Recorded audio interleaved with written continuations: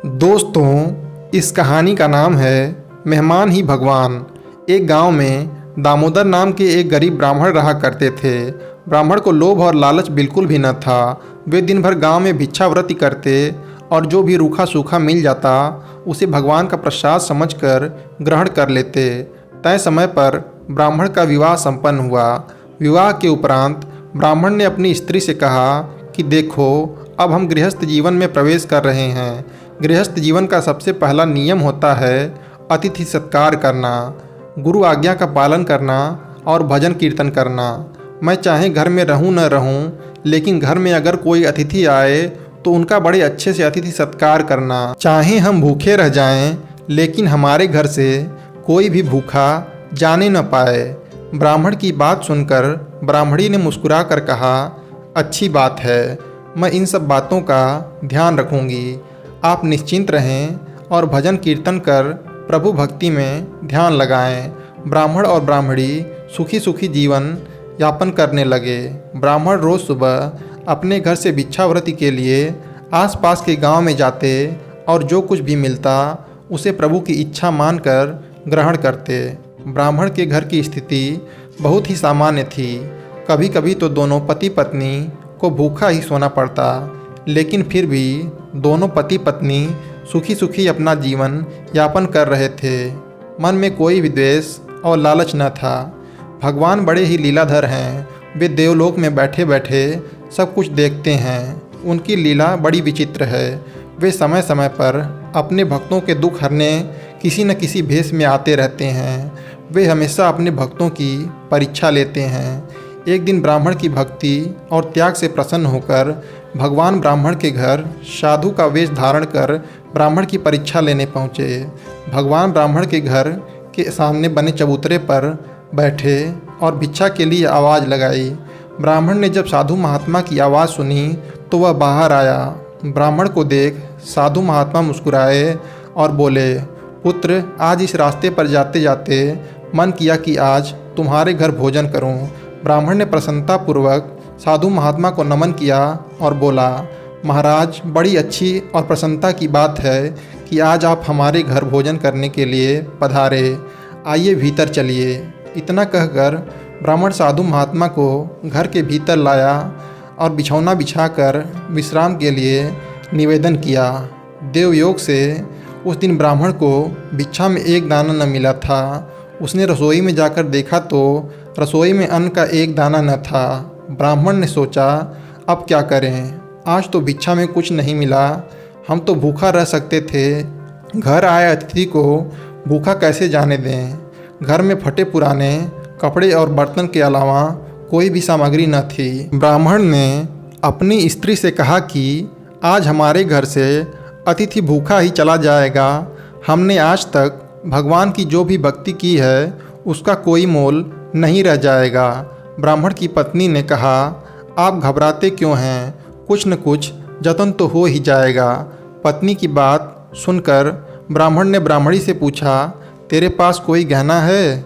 ब्राह्मणी बोली, गहना तो नहीं है और कपड़े भी फटे पुराने हैं। पत्नी की बात सुनकर ब्राह्मण बोला, तो फिर अतिथि सत्कार कैसे करेंगे? ब्राह्मणी बोली, आप नाई की दुकान से कैंची ले आओ। ब्राह्मण नाई की दुकान से कैंची ले आया। ब्राह्मणी ने अपने सर के केश अंदर अंदर से काट लिए और बाहर से केश बांध लिए। अपने केश ब्राह्मण को देकर ब्राह्मणी बोली, आप बाजार में जाकर ये केश बेच आओ और इनसे जो कुछ भी रुपए मिले उनसे दाल चावल लेते आना। ब्राह्मण बाजार गया और केश बेचकर बाजार से दाल चावल ले आया। दोनों पति पत्नी ने बड़े आदर से साधु महाराज को भोजन कराया। भोजन कर साधु महात्मा बोले, वत्स, इस भरी दोपहर में अब मैं कहाँ जाऊँगा, इसलिए आज दिन में तुम्हारे यहीं विश्राम कर लेता हूँ।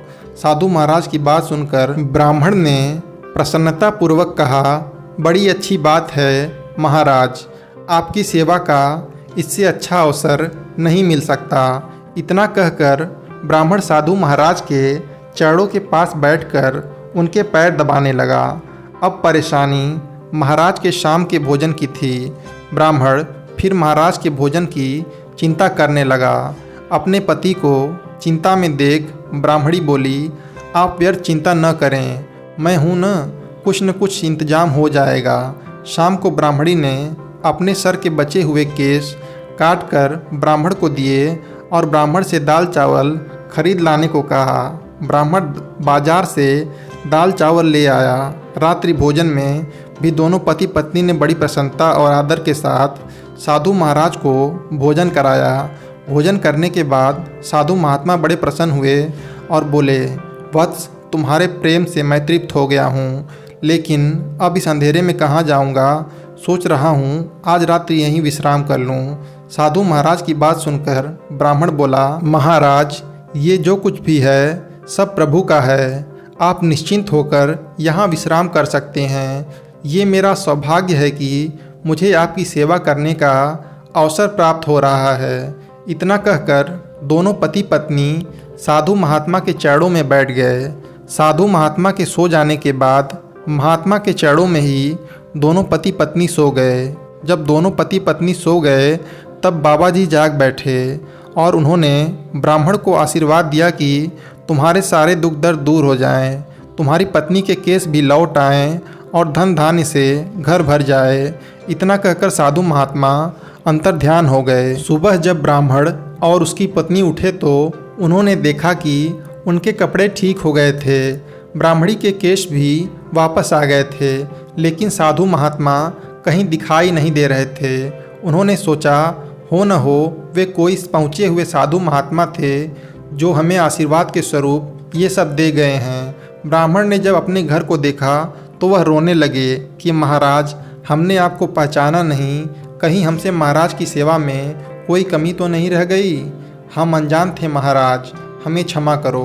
ब्राह्मण की विनती सुनकर भगवान प्रकट हुए और बोले, तुम्हारे प्रेम पूर्वक भोजन करवाने से मैं बहुत तृप्त हुआ, तुम सुखी रहो। इतना कहकर भगवान अंतर्ध्यान हो गए। इसीलिए कहते हैं मेहमान में ही भगवान होता है।